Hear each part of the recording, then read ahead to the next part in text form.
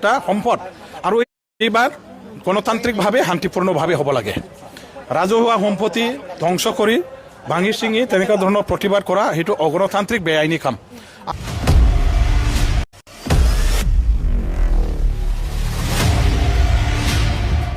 কোন ইউপিপিএল নেতাই কি ডিসিশন দি পেলাই আছে কোন আপসি নেতাই কি ডিসিশন দি পেলাই আছে মই নাজানি নাকি মই কিয় কম আপুনি সুধিলে মই কম নাকি এইটো নিজে নিজে আউট হৈ যাব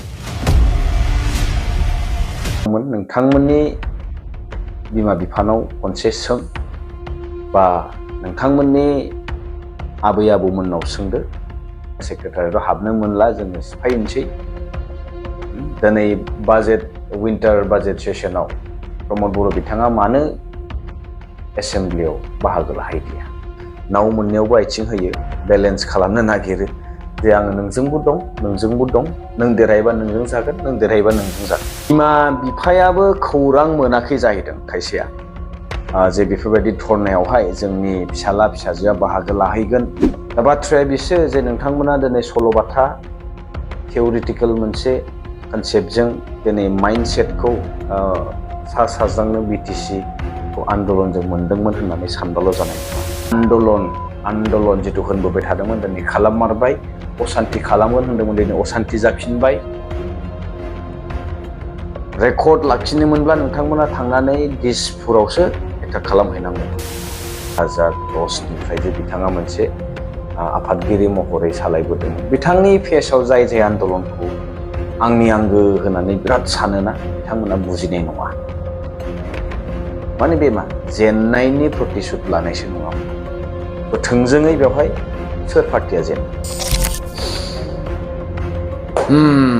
खुलुमबाय बयखौबो साइलेन्ट जानायनि गोबां रिजन्स दङ आं बेखौ दिनै बुङाखै गिबियावनो मोनसे आपडेट लाना फैदों नोंथांमोननि सेरावहाय दिपेन बर' आदा बिथांनि मोनसे बड'लेण्ड बुब्लिनि पेजनि थ्रुयै मोनसे फोसावनाय आरो बेजों लोगोसे जिहेतु नैबे साननैसोनि गेजेराव जालांनाय जाथाय गोबां खोथा शेयार खालामनो दङ आरो गोबाङानो बायदिसिना बेनि फारसे कन्ट्रोभार्सि जालायगासिनो दं आरो दैदेनगिरिफ्राबो गोबाङानो जिहेतु जालांनाय जाथायनि फारसे माखासे खोथा फोसावबायबो नुबायबो एक्चुअली मा जादों बेवहाय गासिबो खोथाखौ सर्टै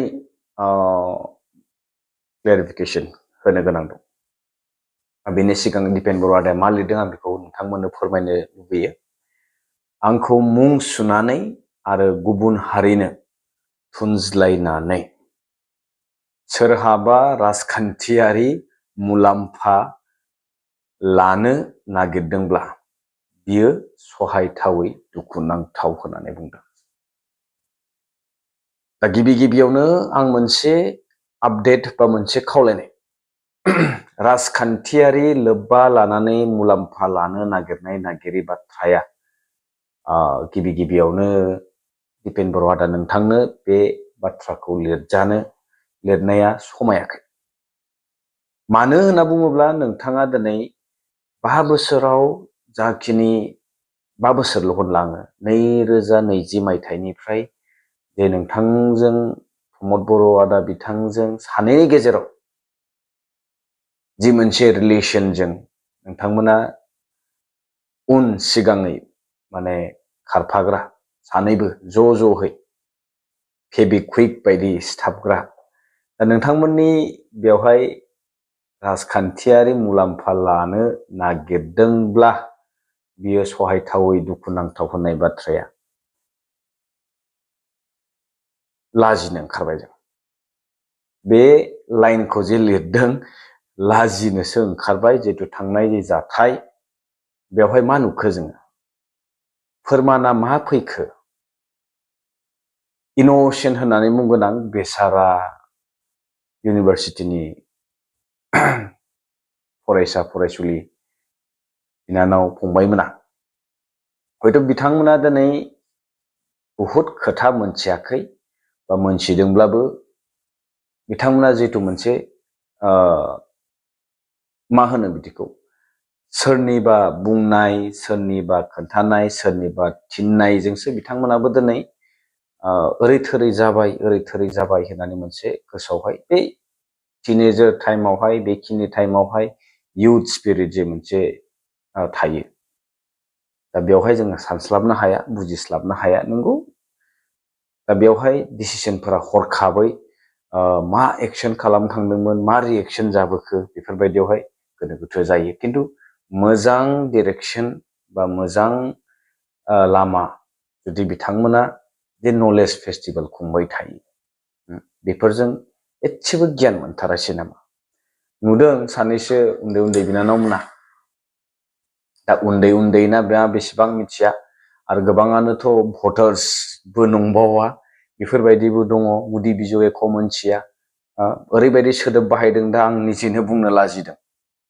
दा बेबायदि खुगाजों बुंब्लानो जे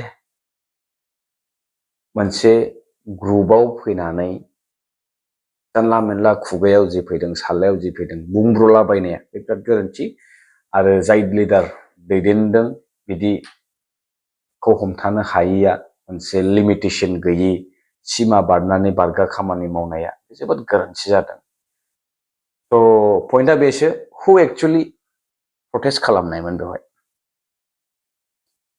इउनिभारसिटिनि फरायसा फरायसुलिजों लोगोसे सोर दंफायोमोन कुइसना बे बेनिफ्राय कनसिकुवेन्सेसआ मा जाखो थाङै थुङै खस्थ'आ सोर मोनखो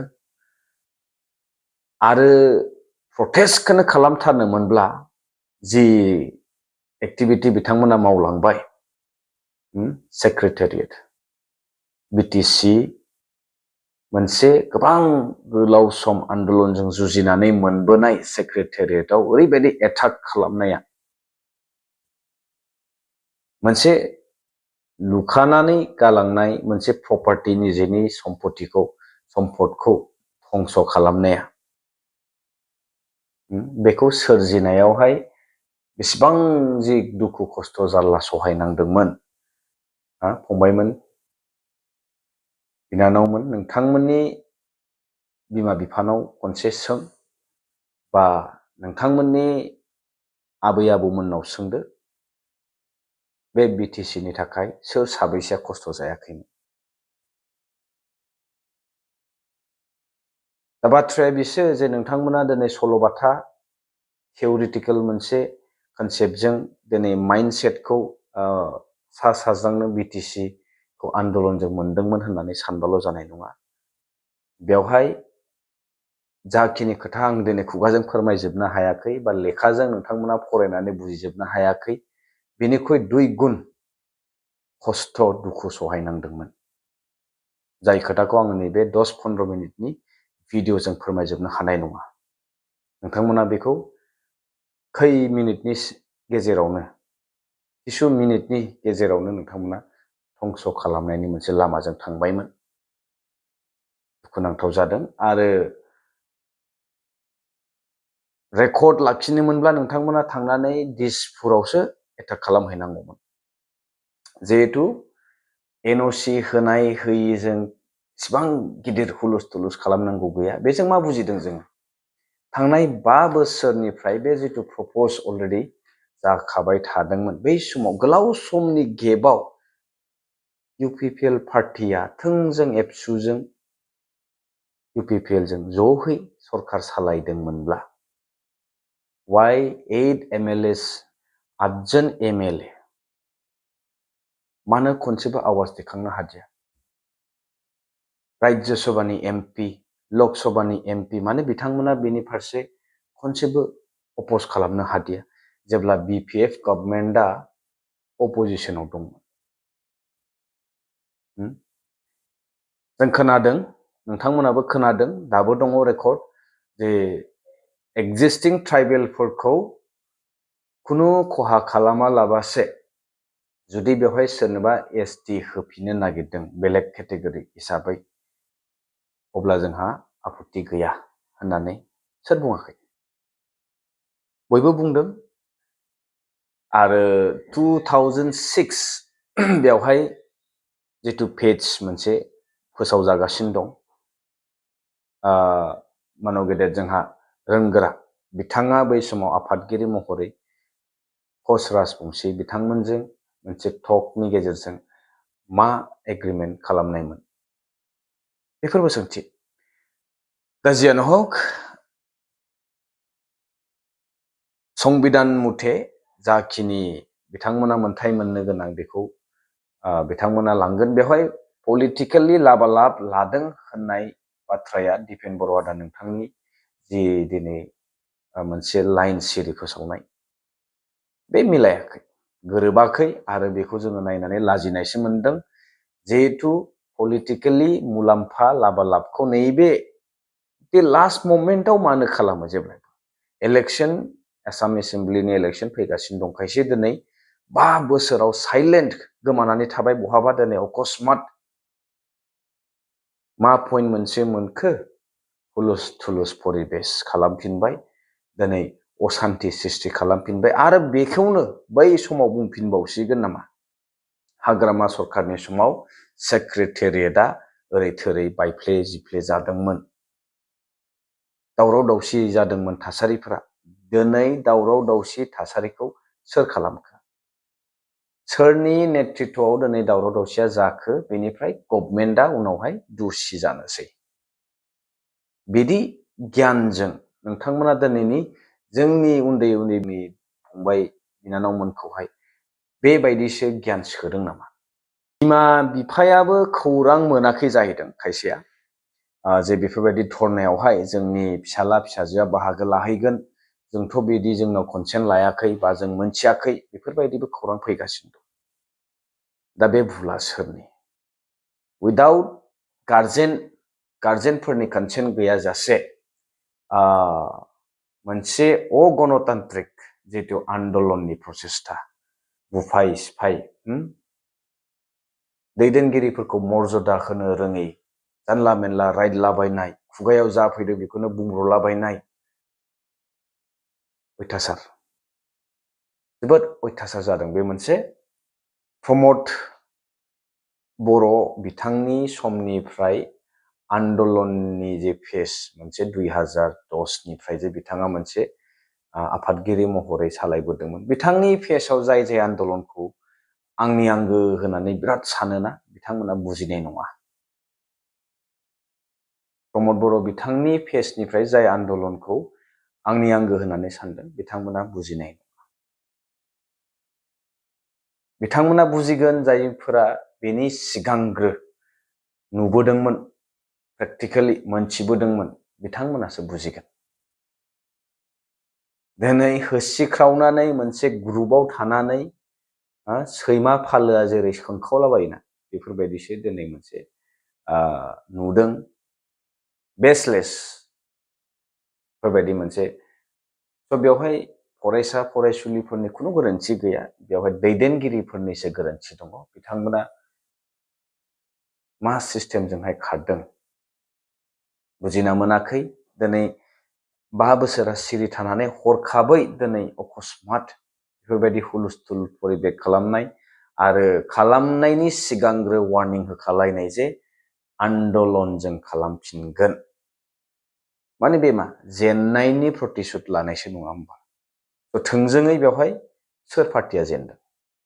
दा जेननानै 5 बोसोरावनो जोगार जानानै बेनि प्रतिशोध लानाय, जे जोङो सेक्रेटारियेटआव हाबनो मोनला, जोङो सिफायनोसै। दिनै बाजेट विन्टार बाजेट सेसनाव प्रमद बर' बिथाङा मानो एसेम्ब्लियाव बाहागो लाहैदिया? कुइसन खालामबाय थायोमोन ना, मानो बाहागो लाहैदिया? बाखि गोबां बाथ्रा दा दिनै सिखांदों। CCTV फुटेजनि गेजेरजोंबो दा एक्सन लागोन होननाय बाथ्रानि फारसे हेंथा होगासिनो दं बा लानाङा होननानै बुंगासिनो दं। मावनायनि सिगां मानो सिन्था खालामग्रोआसै? अगणतान्त्रिक जे मोनसे एक्टिभिटि मावलांबाय, पिसफुलि मोनसे धरना लानांगौमोन, जे गणतान्त्रिकनि मोनसे नियम बायदियै बिथांमोना प्रटेस्टखौ खालामनांगौमोन, खिन्थु लिमिटनि बारा जायोब्लाथ' एक्सन लाखानांगोन, नङाबा बेफोरबायदि जाथाया बारम्बार जाबाय थागोन। थेवब्लाबो बर्तमाननि BTCनि चिफ हाग्रामा महिलारी सार बिथाङा इसिबां अन्थाइ बिखा नङा, बेनिखायनो बिथाङा सानै हनै खामानिखौ मावगासिनो दङ, बुजिदों। खिन्थु जा एक्टिभिटी जाबायदि एक्शन जाबायदि रिएक्शन नुदों बे जोबोद दुखुनांथाव जादों।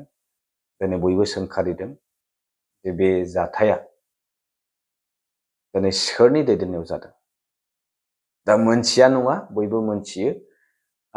बेनिखायनो दिनै नैबे भिडिअ लाबोनांगौनि जाहोनानो जाहैबाय बिथांनि जे मोनसे लाइन लिरनाय ना, दुखुनांथाव सहायथावै, मानि थाखाय होनना बुंदों, सोरहाबा जुदि राजखान्थियारि मुलाम्फा लानो नागिरदोंब्ला अब्लाथ' आदा नोंथांनि मित्र आंगो, दा नोंथांमोना सानैनि गेजेरावसो माबायदि पलिसि खालामगासिनो दङ बेखौ जोङो मा सावरायदों बेखौ मोनथियाब्लाबो नोंथांमोननि जे आन्डारस्टेन्डिंआव जे खामानि एक्टिभिटि सोलिगासिनो दं बेयो अलरेडि मोनथिखानाय बयबो। जोबथारनायाव कमेन्ट्सआव जाबायदि राय हरदों, वाइ मानो साइलेन्ट, एसटि बिनायनि फारसे मानो बुङाखै, एसटि बिनायनि फारसे जों मानो बुङाखै, मोनथावि जिनिसखौ बियोब्लाथ' जोंबो बुंगोन ना, आरो बुंखादोंबो, आरो बेवहाय माखासे क्राइटेरिया दङ। दा बे हिसाबै जुदि जोंहा जेबो खहा जायाब्ला आरो जुदि गभर्नमेन्टआ बेनि फारसे इनिशिएटिभ लादोंब्ला, जिहेतु बेवहाय गोबाङानो बै समाव बुंबोदों, एबसु, प्रमद बर' आदा, दिपेन बर' आदा, गोबां इन्टेलेक्सुयेलफोरा बुंदों जे एक्जिस्टिं एसटि खौ खहा खालामा जासे बिदियावथ' जों आरो मा बुंनो, जों बुंनायजों एक्ट जागोन नामा, जों बुंनायजोंथ' जायाना। थ' बेवहाय एन्टायार नर्थ इस्टआव जोंनि जि ट्राइबेल्स ब्रादार्स एन्ड सिस्टार्स दङ, जों बयबो बेनि फारसे अपज खालामगासिनो दंखायो बा खालामदों। आरो बेवहाय जों इन्डिभिजुवेलि सोरखौबा एसटि होनांगौ होनना बुंनायजों सोरबा एसटि मोनलांगोन बे नङा।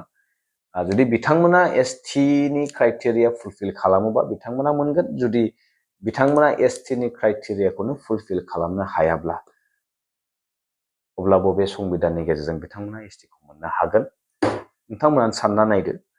आरो बाखि पपुलेसन रेशियोखौ नायोब्लाबो जे मोनद' हारिनि पपुलेसना क्र'रआव आरो जोंनि जि एक्जिस्टिं ट्राइबेल्सफोरनि पपुलेसना सामथिं एबाउट 45 lakhs बेबायदि। दा बे हिसाबाव बिथांमोननि एसटिखौ फुल प्लेजेड जोंनि बायदि जि मोन्थाय बेफोरबायदि सेम टु सेम होयोब्लाथ' डेफिनेटलि रावबो बेखौ गनायनाय नङा, आरो जों बोरै गनायनो हागोन। पलिटिकेलि सापर्टआ बयहाबो गावबागाव थायो। खोथाया बेल' जे जोङो स्पस्ट खुलायै जों बुङो, नंगौबा नंगौ नङाबा नङा। माखासेया बुङा, ओरैबो थाङा, माने नाव मोननायाव आगान होयो, बेफोरबायदिबो जाद्रायनाङा। माने मा, लबा बाराफोरासो, माने जायफोरनाहाय लुबैनाया बारा, स्पस्ट मोनसे भिजन गैया, टारगेट गैया ना, नाव मोननायावबो आथिं होयो, बेलेन्स खालामनो नागिरो जे आङो नोंजोंबो दं, नों देरहायोबा नोंजों जागोन, नों देरहायोबा नोंजों जागोन, बेफोरबायदि साननाय हुदा माखासेनाव दं। खिन्थु जोङो डाइरेक्ट खुला थोंजोङै बुङो, बुंनांगौखौ बुंगोन, बुंनायखौ बुङा। आरो बेवहाय सोरबा जुदि खर' सादोंबा बेयावबो बाजानाय गैया। स्पस्ट खुला खोथा। 5 बोसोराव मानो साइलेन्टमोन, दासो हरखाबै साडेनलि बारहुंखा बायदि आन्दलन जिथु होनबोबाय थादोंमोन, दिनै खालाममारबाय। असान्ति खालामगोन होनदोंमोन, दिनै असान्ति जाफिनबाय। दा बेखौ सोरखौ दुसिगोन, खोथाया बेसो। जेन' लोगो मोनसे नेक्स्ट भिडिअ टिल देन स्टे टिउन।